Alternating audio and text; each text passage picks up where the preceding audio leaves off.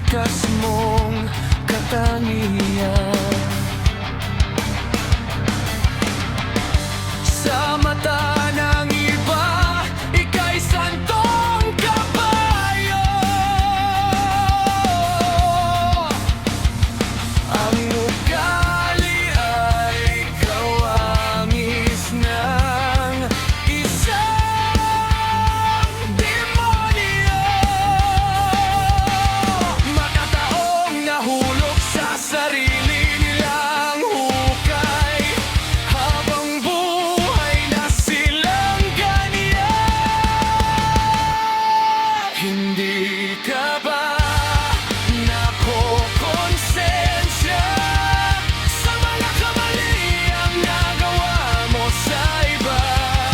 Hindi ka ba nahahabag sa mga pinagkagawa mo sa kanila?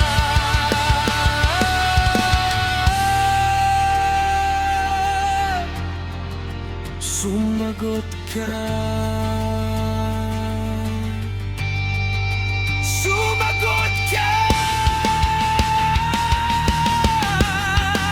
Sumagot ka!